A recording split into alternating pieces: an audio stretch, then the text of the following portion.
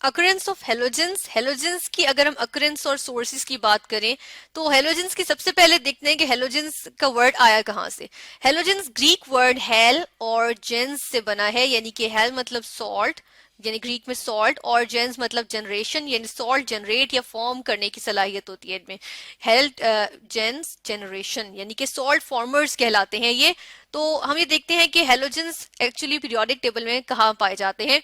तो अगर हम इनकी लोकेशन देखें, जिस तरह से ये केमिस्ट हमें दिखा रहे हैं कि पीरियोडिक टेबल में कहाँ लोकेटेड है हमारे पास हेलोजेंस, तो हम देखते हैं कि ये ग्रुप 7A में पाए जाते हैं। ग्रुप 7A, या अगर हम कहें इसको ग्रुप 17 भी कह सकते हैं, 17th ग्रुप भी ये कहलाता है। ठीक है, तो इसमें हमारे पास ये आ गए फ्लोरीन, क्लोरीन, ब्रोमीन, आयोडीन, एस्टेटीन, ये हमारे पास आ गए हेलोजेंस। तो और ये बनाते हैं हमारे पास सॉल्ट्स किस तरह से, अगर हम इसकी एक एग्जांपल देखें तो हमारे पास जिस तरह से आ गया सोडियम क्लोराइड।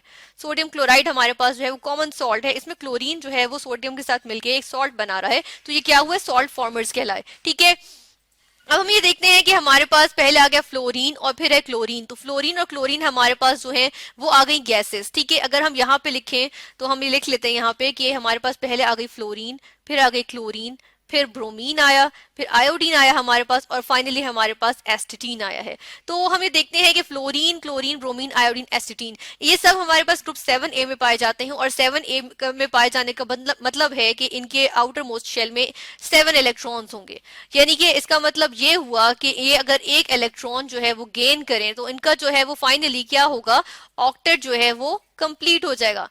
और क्या होंगे, ये स्टेबल हो जाएंगे। ठीक है, तो इसका मतलब ये हुआ इनको जस्ट 1 इलेक्ट्रॉन चाहिए अपना ऑक्टेट कंप्लीट करने के लिए, तो ये तो आराम से उसको जो है वो गेन करेंगे। तो इनका इलेक्ट्रोनेगेटिविटी या इलेक्ट्रोनेगेटिव कैरेक्टर इनका ज्यादा हुआ, और ये जो है वो क्या हुआ, ये इलेक्ट्रॉन गेन करके फौरन से जो है वो नेगेटिव आयन बना लेते हैं। ठीक है, तो ये काफी रिएक्टिव हुए, ये हमारे पास हाईली रिएक्टिव हुए। ठीक है, इसीलिए ये जो है वो एलिमेंटल फॉर्म में एग्जिस्ट नहीं करते, बल्कि यूजुअली डायटोमिक फॉर्म में एग्जिस्ट करते हैं। मतलब अगर हम यहाँ पर इसको रिप्रेजेंट करें तो F2 यानी 2 फ्लोरीन एटम्स मिलके जो है वो, यानी कि फ्लोरीन और फ्लोरीन ने जो है वो रिएक्ट किया, सॉरी रिएक्ट नहीं, कंबाइन किया, और ये फ्लोरीन मॉलिक्यूल इन्होंने बना के इस फॉर्म में एग्जिस्ट करेंगे।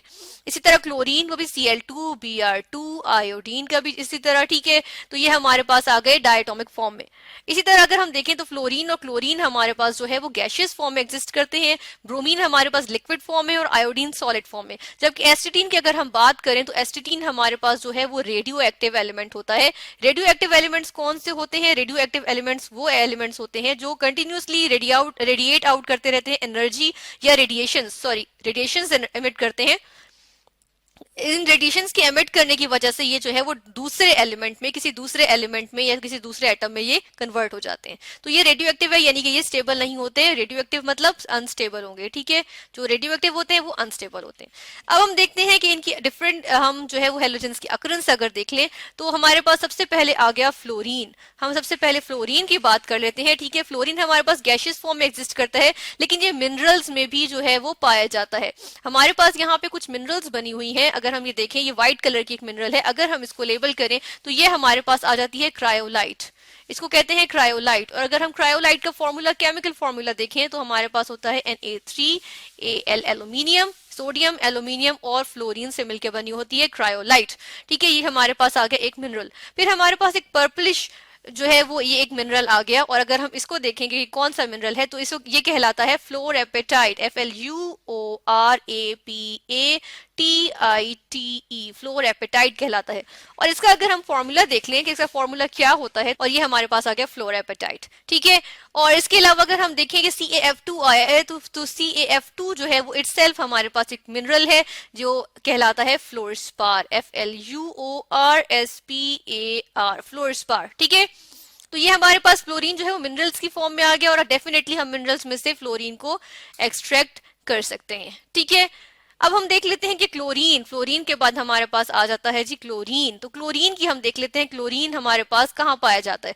क्लोरीन हमारे पास बहुत सी जगहों पे इस्तेमाल होता है, लेकिन मेजर जो इसका अकरेंस हम देखते हैं वो हमारे पास होती है सोडियम क्लोराइड की फॉर्म में। ठीक है, और सोडियम क्लोराइड जो हम लोग कॉमन सॉल्ट यूज भी करते हैं, तो सॉल्ट की या नमक की जो कानें होती हैं, जिस तरह हमारे यहाँ भी केवड़ा माइंस है पाकिस्तान में, जो कि सेकंड लार्जेस्ट है, वर्ल्ड सेकंड लार्जेस्ट जो है वो नमक की कान है हमारे हमारे मुल्क में। तो वो जो है उसमें जो है वो नमक की जो है वो जखायर मौजूद है, और उसको उन जखायर को कहते हैं रॉक सॉल्ट, ROC के रॉक सॉल्ट। ठीक है, अब जब इसको रिफाइन कर लिया जाता है तो ये कहलाता है टेबल सॉल्ट या कॉमन सॉल्ट, और इसको हम घर में खानों में इस्तेमाल करते हैं। ठीक है, अब ये सोडियम क्लोराइड है ये हमारे पास सी वाटर या ओशंस में भी पाया जाता है।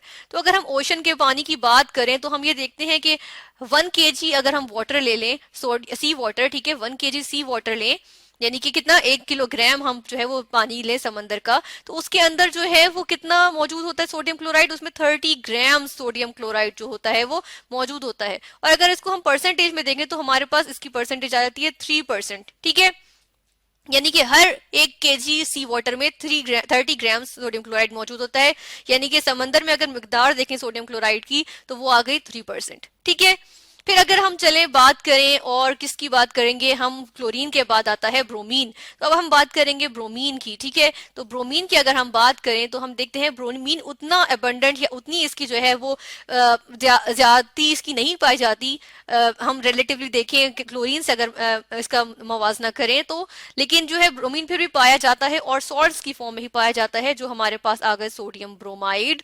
ठीक है, और हमारे पास आ गया पोटेशियम ब्रोमाइड। ये दो सॉल्ट्स हैं जो हमारे पास उमूमन सी वाटर में पाए जाते हैं। ठीक है, इस तरह अगर हम ब्रोमीन की हम देखें, इसकी मिकदार देखें कि कितना ये जो है वो सी वाटर में पाया जाता है, तो हम ये देखते हैं कि ब्रोमीन जो है वो 70 पार्ट्स पर मिलियन पाया जाता है, ppm पार्ट्स पर मिलियन को कहते हैं। ठीक है, हम यूजुअली ppm यूज करते हैं पार्ट्स पर मिलियन के लिए, बाय मास जो है वो ब्रोमीन पाया जाता है। पार्ट्स पर मिलियन को अगर हम डिस्कस करें तो हम ये देखते हैं कि मिलियन हमारे पास होता है 10 लाख। ठीक है, यानी कि ये हमारे पास आ गया 10 लाख। ठीक है, अब इस 10 लाख का यानी कि फर्ज करें हमारे पास सी वाटर के 10 हमने जो है वो 10 लाख टुकड़े कर लिए। ठीक है, तो उसमें जो 70 टुकड़े होंगे वो जो होगा वो ब्रोमीन की मिकदार होगी। ठीक है, तो वो बाय मैस यानी मैस की हम लिहाज से बात कर रहे हैं इसमें। तो फिर हमने देखा कि सोडियम ब्रोमाइड और पोटेशियम ब्रोमाइड की सूरत में 70 पार्ट्स पर मिलियन बाय मैस जो है वो सी वाटर में ब्रोमीन पाया जाता है।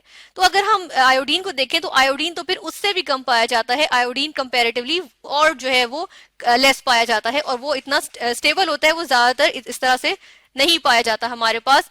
तो हम देखते हैं 0.05 पार्ट्स पर मिलियन बाय मास जो है वो हमारे पास आयोडीन जो है वो, आयोडीन की इतनी अबंडेंस नहीं होती बल्कि रिलेटिवली उससे भी कम होती है हमारे पास। ठीक है, तो ये भी हमारे पास इसी तरह आ गया कि 0.05 पार्ट्स एवरी 10 लाख। ठीक है, ये हमारे पास आ गया 10 लाख। ठीक है, तो ये आयोडीन की जो है वो हमारे पास आ गई एबंडेंस। और फिर हम देखते हैं कि आयोडीन जो है वो एक्चुअली पार्ट्स 0.05 पार्ट्स पर मिलियन जो है वो हमारे पास सी वाटर में पाया जाता है, लेकिन जो जंगली जड़ी बूटियां होती हैं जो सी वीड्स कहलाती हैं, सी वीड्स कहलाती हैं, ठीक है, समंदर में जो जंगली जड़ी बूटियां होती हैं उनमें अगर हम देखें तो हमारे पास होता है 80 पार्ट्स पर मिलियन, यानी कि कंपेरेटिवली सी वाटर से इसमें जो होता है वो हमारे पास ज्यादा जो है वो आयोडीन पाया जाता है, और इनसे जो है वो हम एक्सट्रैक्ट कर सकते हैं आयोडीन।